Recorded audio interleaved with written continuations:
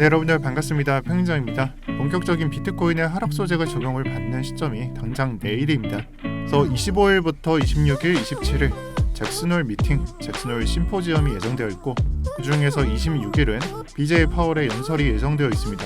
셋 다 저녁 10시 또는 11시에 진행을 한다라고 보시면 되는 거고, 사실 저는 이 두 가지는 크게 보고 있지 않아요. 어제도 말씀을 드렸겠지만 마곡 보상안에 대해서만 생각을 하고 있습니다. 그래서 25일부터 31일까지 비트코인의 보상안에 대해서 어떻게 처리가 될 건지 공표가 되고 장세에 영향을 주게 될 것입니다. 저는 이 이슈가 비트코인을 하는 사람 입장에서는 가장 중요하다고 생각을 하고요. 오늘 영상도 여기에 초점을 맞춰서 말씀을 드릴게요. 자, 그리고 제가 5일 동안 좀 개인 사정으로 쉬게 되었습니다. 25, 26, 27, 28, 29일 영상 촬영은 없고요. 다만 저는 비트코인장은 계속 보고 있는 편에 해당하기 때문에 그날 일어났던 것들을 메모를 해서 30일에 촬영을 하도록 하겠습니다. 오늘 촬영분 또한 여러분들께서 9월 말까지, 어떻게 보면은 거의 그냥 9월 말까지잖아요. 30일에 촬영을 한다고 하더라도. 그래서 앞으로 일주일 동안 어떤 관점으로 매매를 해야 되는지 말씀드려 볼게요. 자, 이 자형을 설명하기 위해서 먼저 해야 되는 것은 매매에 대한 복귀입니다. 또는 추세에 대한 복귀예요. 간단하게만 말씀을 드릴게요. 7월부터 시작된 상승장이 상승 추세선을 밟으면서 8월 중순 2포인트까지 상승을 가져갔었다.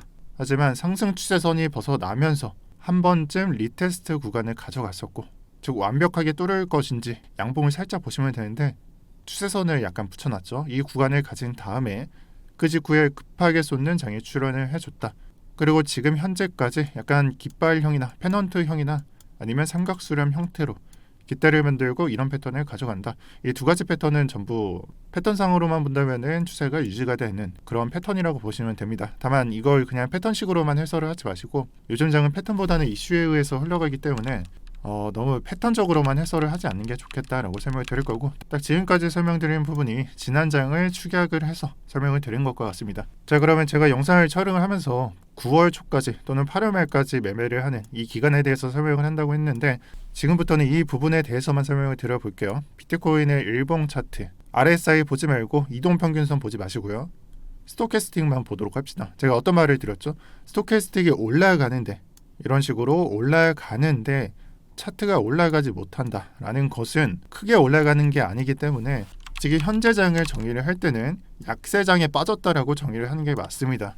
물론 그냥 캔들만 보고서라도 약세장이네라고 판단을 할 수 있겠지만 좀 더 근거 있게 설명을 하자면 상승이 나와야 하는 타이밍에 상승이 안 나온다라고 하는 점은 약세장이다라고 표현을 하는 게 맞다는 내용입니다. 자, 그러면 어떻게 해설을 해야 되냐? 사실 이 부분에서는 상승을 기대하시면 안 돼요. 그렇기 때문에 제가 말씀을 드릴 때 이거를 그냥 더블 바텀식으로 좀 상승을 기대해보자 라고 말씀을 드린 점도 저점을 이탈하지 않는 선에서는 지표가 더블 바텀식으로 저점을 올려주는 형태로 파동이 나타날 수 있으니까 그러한 구간을 좀 기다려보자. 그래서 이러한 구간이 나타나게 되는 것은 9월 초가 될 것이다 라고 말한 것과 같습니다.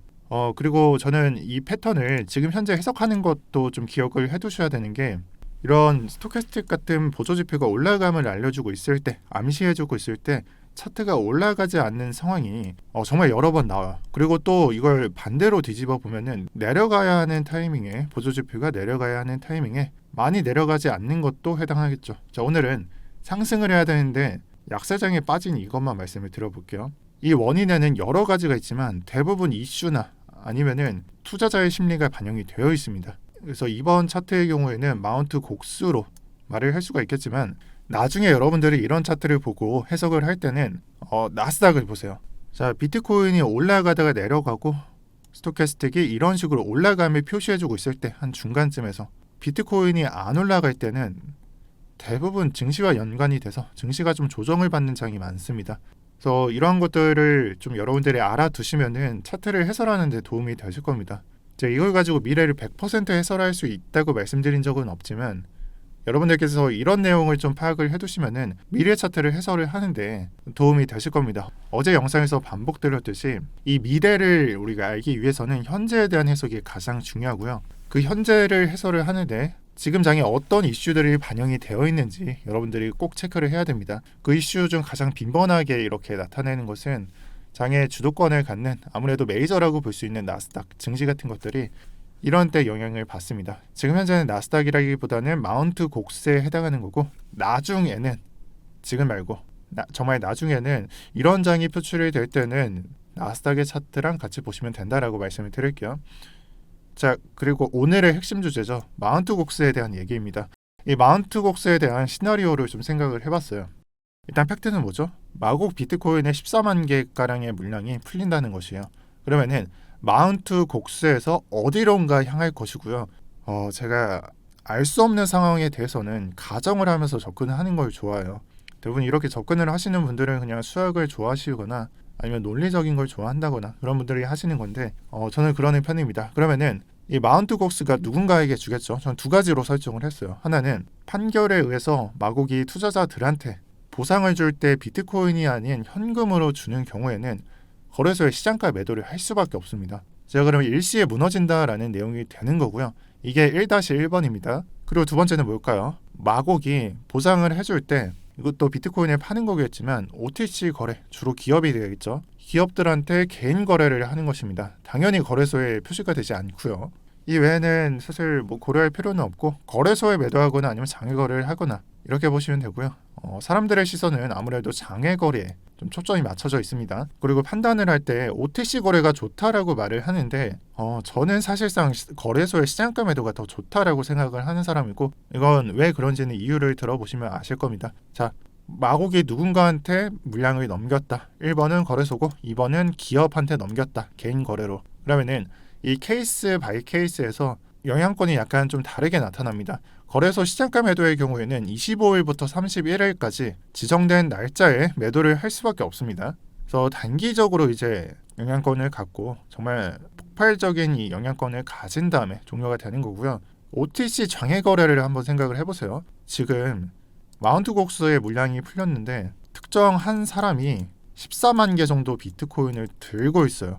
얘가 매도를 많이 했는지 아니면 적게 털었는지 다 털었는지 알 수가 없어요. 그러면은 우리가 신이 아닌 이상 이 사람이 언제 던질지 모르는 거 아니겠습니까? 그래서 이거는 장기 영향으로 분류를 해야 됩니다. 즉, 이 사람이 던져서 내려가든지 간에 아니면은 이 사람의 매도 우중이 없어서 차트가 낮은 거래 대금을 올리고 이렇게 낮은 거래 대금으로 올리고 그 다음 이 사람이 팔 때가 돼서 던지고 자, 이러한 것들이 한 번에 던지는 것이 아니라 여러 번 이런 반복이 되게 되면은 또 올라간 다음에 다시 던지고 다시 던지고 이런 것들은 단기적으로 종료가 될 수 없습니다. 그렇기 때문에 기간상으로 봤을 때는 장기 영향으로 부르는 것이고 정말 비트코인에 투자를 하는 사람이라면은 1번이 더 낫다라고 생각을 하실 겁니다. 저도 그렇게 생각을 하고요.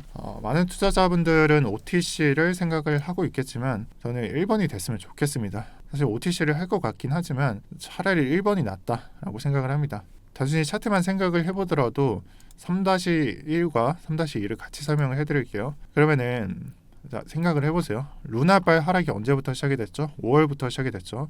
4시간 봉상으로 보면은 대략적으로 이때부터 시작이 됐다라고 보는 게 맞아요.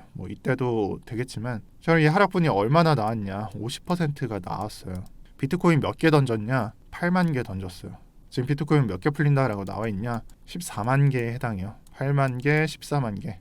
거의 그냥 2배가 되는 거죠. 그러면은 시장가 매도가 실현이 됐을 때는 급락은 어쩔 수가 없어요. 근데 그 이후의 차트도 그려지겠죠. 저는 그 이후의 차트는 지금과 똑같은 그냥 패턴을 가져갈 것이다. 이게 더블 바텀으로 상승을 하든 아니면은 정말 좋은 그런 지진 트리플 바텀을 찍은 다음에 상승을 하던지 간에 그 횡보 구간을 가져가고 그 다음에 우상향을 해주는 그러니까 장기적으로 회복을 해주는 장이 출현을 해줄 것이다라고 보고 있고 시장가 매도와는 좀 다르게 좀 OTC 거래를 하게 된다면은 시나리오가 여러 개예요. 여기서 매도를 할 수 있고 여기서 좀 던지고 변동성을 가지면서 던진다든지 이런 거는 제가 알 수가 없습니다. 그래서 제가 표시를 드릴 때 물음표 3개로 표시를 드렸고요.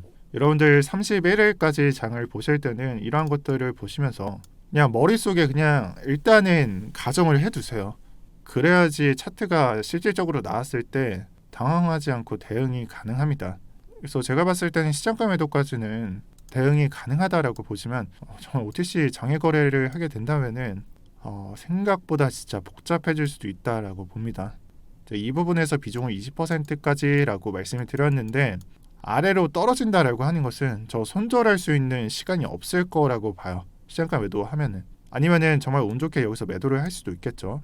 근데 중요한 것은 비중이 80%가 현금입니다. 현금을 왜 보유하고 있다라고 말씀드렸죠? 이 장은 30% 비중으로만 놀고 이후 차트가 그려지는 걸 보면서 나머지 66%, 여기는 33%였고 이 비중을 2차 매수로서 가져간다라고 말씀을 드렸어요. 자, 이런 면에 있어서 저희가 매매를 할 때 떨어진다라는 것은 사실 좋은 거예요. 물론 물리는 건 있겠죠. 근데 아래에서 지금의 비중의 2배를 매수를 해버리면은 사실 평단가가 그렇게 높게 책정되지는 않습니다. 지금 뭐 6,000달러까지 표시가 되어 있는데 이거는 그냥 그림 그리다가 내려온 가격이고, 만약에 이런 식으로 차트가 내려가게 된다면은 좀 더 저렴한 가격에 매수를 할 수가 있습니다. 그리고 이러한 부분이 사실상 우리가 이 차트가 매수를 할 때 5일선과 21선의 크로스가 되는 지역에서 주봉을 보면서 매매를 한다라고 말씀을 드렸죠. 내려가지 않는다면 비싼 가격에 사야 돼요. 그러면은 어차피 상승한 게는 정해져 있고, 예를 들면 여기까지 상승을 한다라고 하면은 정해져 있는 거고, 이 퍼센테이지가 다르겠죠. 여기서 여기 먹는 것과 여기서 여기 먹는 거는 눈으로만 봐도 다르다는 걸 아실 거예요. 그래서 정말 저 따라 하시는 분들 많으신데 이번 마곡 이슈는 그렇게 겁내지 마시고 떨어지면 더 좋은 거다라고 해석을 하세요. 제가 여러분들한테 100% 비중 강요드린 적 없어요. 저 이거 더블 바텀 이후에 상승 보면서부터 비중을 얼마나 들고 가야 되는지 설명을 충분히 드렸고, 이제는 더 이상 말씀 안 드려도 잘 따라오고 계실 것 같아요. 그래서 하락하면은 더 좋은 거다. 하락 없으면 어쩔 수 없다. 이거 크로스 되는 지역에서 어쩔 수 없이 매수 들어가야 된다. 그래야 약세장으로서 상승을 우리가 놓칠 수 없다. 저점을 기다리다가 영원히 안 와서 33% 비중으로만 수익을 냈을 때 너무 아깝다. 그냥 크로스 되면은 이때 사서 좀 비싸게 팔면 된다라고 말씀을 드릴게요. 자, 그래서 이런 모습을 보면서 9월까지는 버티시고요. 앞으로 31일까지 그려지는 차트가 만약 제 해석과 같다면은 저희는 2차 매수로서 비중을 채우거나 아니면 그냥 지금의 비중을 유지하는 쪽으로 가져갈 것입니다. 어쩔 수 없어요. OTC로 흘러간다면 어쩔 수 없으니까요. 자, 그래서 이 두 가지만 말씀드리고 종료하도록 할게요. 우리가 예상하고 있는 마곡의 시나리오는 두 가지 중 하나다. 하나에 해당하는 것은 66% 비중으로 매수를 2차 매수를 가져갈 수 있으니까 좋게 해석을 해도 되고, 하지만 장외 거래로 빠질 경우에는 정말 알 수 없는 차트가 나오기 때문에 21선과 5일선만 보면서 매매를 해야 된다. 딱 이렇게 정리를 하는 게 맞을 것 같고, 이 그림이 없으면은 31일까지 버틸 수가 없으니까 이 그림도 여러분들이 꼭 기억해 주시길 바라겠습니다. 좀 생각을 해봤는데 제가 9월 1일부터 영상을 시작을 하잖아요. 오늘 영상에서 드리는 말이 거의 마지막일 것 같아요. 9월 1일부터 시작되는 교육 자료는 제가 고정 댓글에 적어드리는 무료 선물 관점방, 또 공부방이라고 표현을 하기도 하고 실시간 관점을 전달할 수 있는 방이라고 말씀을 드리는데, 9월 1일부터 이 방하고 동시에 진행할 확률이 높습니다. 회사의 추진 방향을 봤을 때 저는 물론 제 교육 자료를 준비를 하겠지만 이 방과 동시에 보면서 여러분들한테 전달을 드릴 것 같아요. 그래서 웬만하면은 좀 늦으셔서 정보 놓치지 마시고 미리 여기서 공부를 해오시고요. 제 개인 일정 마치고 30일, 31일에 준비를 하고 9월 1일부터 시작하도록 하겠습니다. 일주일밖에 안 남았네요. 다들 좀 기다리고 있는지 모르겠어요. 아니면은 좀 얘기한 지가 좀 오래 지나서 아예 기대도 안 하실 것 같기도 하고, 기대하나 안 하나 저는 제가 말씀드린 대로 실행을 할 거고, 기억하시는 분들은 꼭 따라와 주시면 감사하겠습니다. 네, 오늘 영상은 여기까지 할 거고요. 저는 다음 주 화요일에 뵙도록 하겠습니다. 오늘 영상 시청해 주셔서 감사합니다.